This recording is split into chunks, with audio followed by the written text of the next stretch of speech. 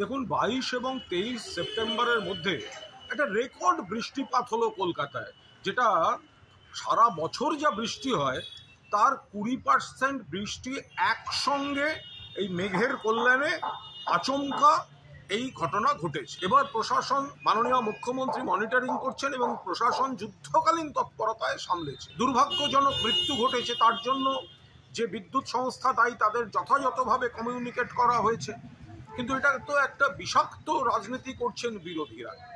যখন অন্য রাজ্যে হয়, যখন সামান্য বৃষ্টিতে মুম্বাই ভাসে, দিল্লি অচল থাকে, সুরাট অচল থাকে, আহমেদাবাদ অচল থাকে, তখন আমাদের রাজ্য হয় pray for Surat, pray for Ahmedabad.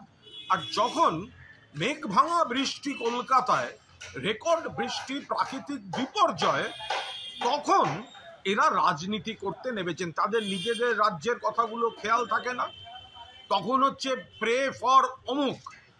আপনারা অশালীন কথা বলছেন, পুজো উদ্বোধনের সঙ্গে বিকৃত বিষ সাম্প্রদায়িক উত্তেজনা ছড়াচ্ছেন। তাহলে বিজেপির রাজ্যে যখন মেঘ ভাঙা বৃষ্টিতে গ্রাম উড়ে যায়, যখন সর্বনাশ হয়, তখন আপনাদের কোন পাপে হয়? যেটা প্রাকৃতিক দুর্যোগ, তার সঙ্গে ধর্মীয় বিষ মিশিয়ে যেটা করছেন, এটা কিন্তু মানুষ ক্ষমা করবেন না। এবং এটা মমতা বন্দ্যোপাধ্যায়ের নেতৃত্বে তৃণমূল প্রশাসন বলেই গতকাল আমি ঠিক যে জায়গায় দাঁড়িয়ে কোমর জলে একটি ভিডিও করছিলাম, সেইখানে আমি শুকনো খটখটে জায়গায় দাঁড়িয়ে আছি।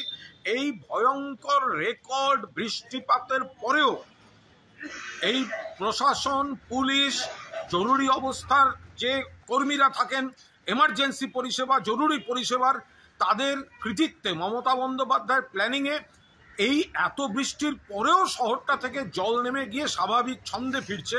আর বিরোধীরা তখন pray for Ahmedabad, pray for Gujarat, pray for Maharashtra, ওগুলো ভুলে এখন বাংলায় কুৎসা করতে নেমেছেন। মা দুর্গার আশীর্বাদে মুখে ঝামা ঘষে দেয়া হবে, মানুষ মুখে ঝামা ঘষে দেবে।